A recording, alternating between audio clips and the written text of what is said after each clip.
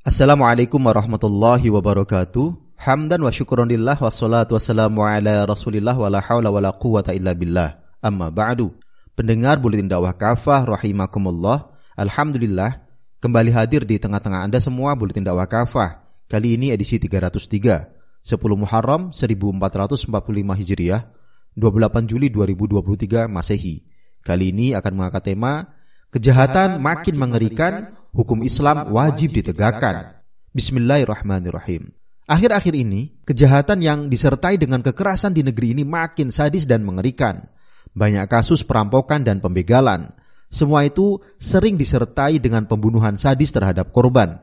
Banyak kasus pembunuhan mengerikan disertai dengan mutilasi terhadap korban. Bahkan ada kasus pembunuhan barbar yang korbannya dimutilasi lalu direbus untuk menghilangkan jejak. Beberapa waktu lalu misalnya, polisi menangkap pelaku yang memutilasi seorang perempuan menjadi puluhan bagian di Kaliurang, Yogyakarta.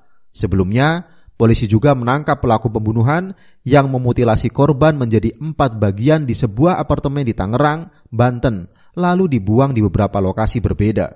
Di penghujung tahun lalu, polisi juga mengungkap pembunuhan yang diikuti mutilasi di apartemen Taman Rasuna, Jakarta.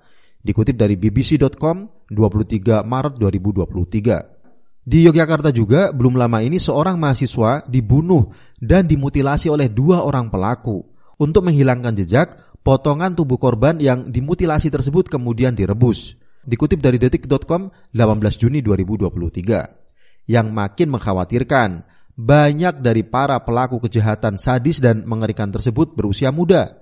Bahkan di antaranya remaja usia sekolah. Belum lama misalnya, Jagadmaya pernah dihebohkan dengan kasus pembunuhan seorang bocah oleh 2 remaja di Makassar. Inisial AD usia 17 tahun dan inisial MF usia 14 tahun. Mereka menculik dan membunuh MFS yang berusia 11 tahun. Mereka berniat menjual ginjal korban. Mereka terobsesi dengan situs jual beli organ tubuh manusia yang menawarkan harga mahal. Dikutip dari kompas.com 11 Januari 2023. Di Sukabumi, Jawa Barat, seorang bocah kelas 2 di salah satu sekolah dasar negeri, Kecamatan Sukaraja, meninggal dunia akibat dikeroyok oleh kakak-kakak kelasnya. Kakek korban, HY, mengatakan, usai kejadian yang terjadi di sekolah itu, korban sempat mengeluh sakit. Namun, keesokan harinya ia memaksa untuk tetap bersekolah. Nahas, ia kembali dikeroyok hingga korban mengalami kejang-kejang. Korban sempat dilarikan ke rumah sakit, namun sayang, nyawa bocah 9 tahun itu tak dapat diselamatkan.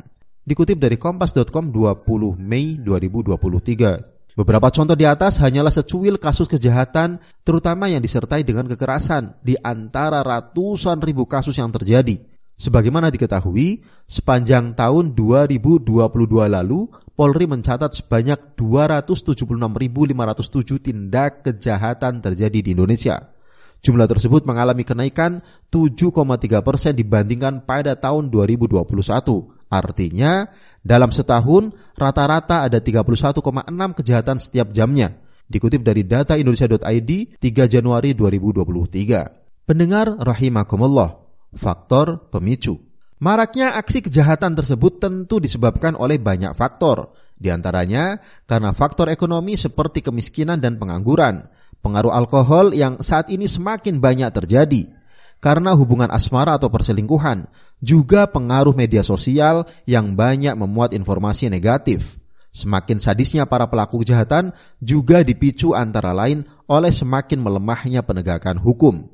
Menurut cendekiawan Muslim Ustadz Ismail Wisanto, banyak faktor yang menyebabkan kejahatan semakin sadis. Di antaranya, pertama, lumrahisasi kejahatan karena saking seringnya masyarakat menyaksikan dan mendengar kejahatan itu sendiri. Ini salah satu efek buruk dari gadget. Ketika mereka sangat sering menyaksikan suatu peristiwa seperti kejahatan, maka akan terbentuk pada diri mereka satu pandangan bahwa hal seperti itu sebagai sesuatu yang biasa atau lumrah. Kedua, hukuman yang ada saat ini tidak memberikan efek jera dan pencegahan terhadap kejahatan. Misalnya, orang membunuh paling kena 15 tahun, lalu dipotong masa tahanan. Mungkin jatuhnya ini separuh bahkan kurang. Setelah itu bebas. Jadi, hukuman tidak memberikan efek jera. Ketiga, terkait dengan integritas personal. situasi ekonomi yang menekan, pergaulan bebas termasuk efek media sosial dan lain-lain bisa membuat banyak orang terdorong untuk melakukan kejahatan. Keempat, kecenderungan orang untuk menjadikan kekerasan sebagai jalan penyelesaian masalah. Ini karena mereka melihat penegakan hukum saat ini tidak bisa diandalkan. Dikutip dari tintamedia.web.id 23 Maret 2023. Pendengar rahimakumullah, solusi Islam.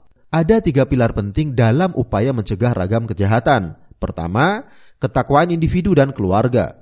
Ketakwaan akan mendorong setiap anggota keluarga senantiasa terikat dengan seluruh aturan Islam. Hal ini jelas akan membentengi setiap anggota keluarga dari melakukan kemaksiatan dan tindak kejahatan. Allah SWT berfirman dalam Quran surah At-Tahrim ayat 6, A'udzubillahi minasyaitonirrajim, Ya ayyuhalladzina amanu qu anfusakum wa ahlikum nara. Wahai orang-orang yang beriman, jagalah diri kalian dan keluarga kalian dari siksa api neraka. Karena itu, sangat penting peran orang tua dalam menanamkan pendidikan Islam di tengah-tengah keluarga.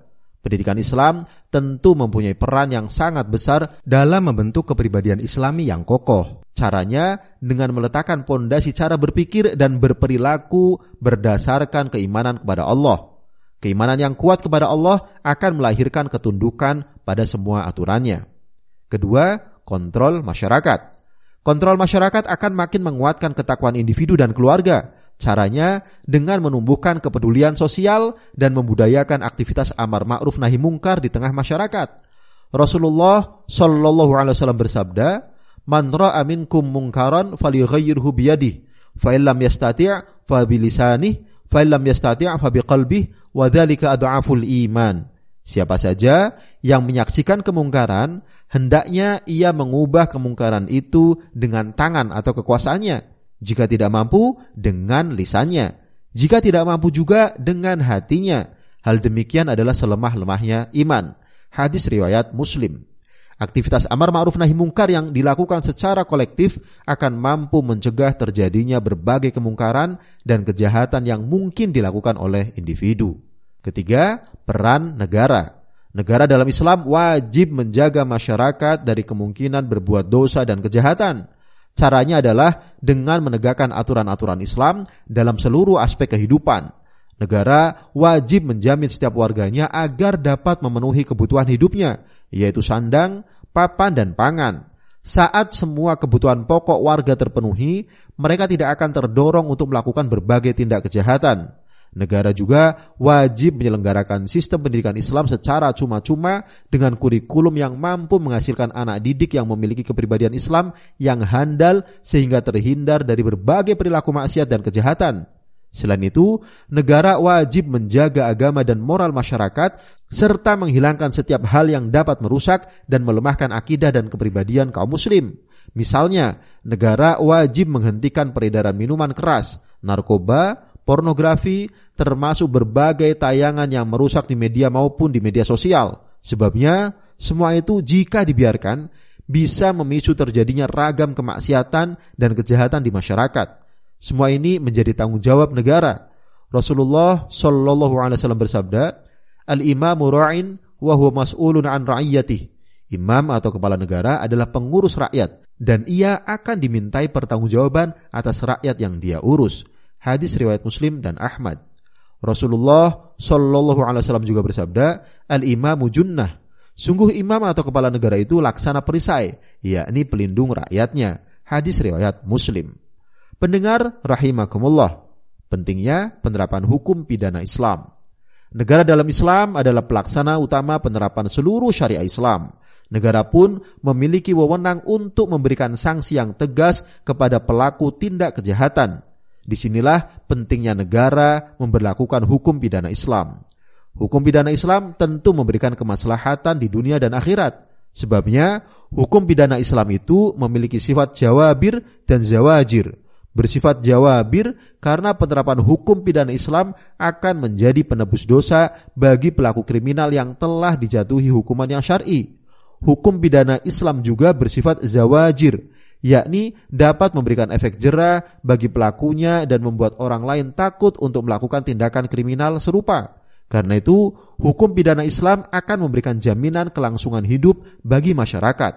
Allah SWT berfirman dalam Quran surah Al-Baqarah ayat 179, A'udzubillahi minasyaitonirrajim, walakum fil qisasi hayatu ya ulil albabi la'allakum tattaqun.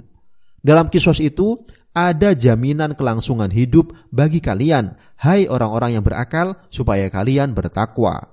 Dengan hukum pidana Islam, masyarakat akan terlindungi dari berbagai tindak kejahatan.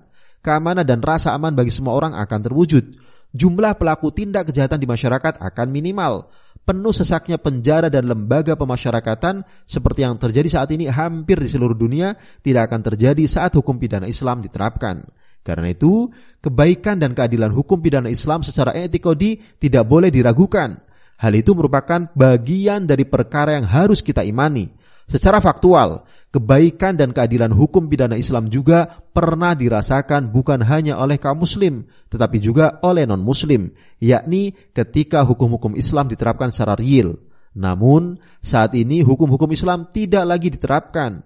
Ia digantikan oleh hukum-hukum jahiliyah yang berasal dari manusia sendiri. Inilah yang membuat kehidupan masyarakat syarat dengan kezaliman dan kejahatan, hilang pula keamanan dan rasa aman.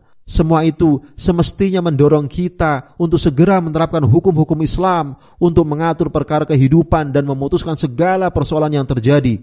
Jangan sampai kita termasuk orang yang zalim, fasik apalagi kafir karena enggan menerapkan hukum-hukum Islam. Bisa dilihat di Quran surah Al-Maidah ayat 44, 45 dan 47. Penerapan semua hukum Islam itu secara total tentu hanya mungkin diwujudkan dalam institusi pemerintahan Islam khilafah ala minhajin nubuwah. Wallahu a'lam bishawab. Demikian materi Buletin Dakwah Kafah edisi 303, kejahatan makin mengerikan, hukum Islam wajib ditegakkan. Terima kasih. Wassalamualaikum warahmatullahi wabarakatuh.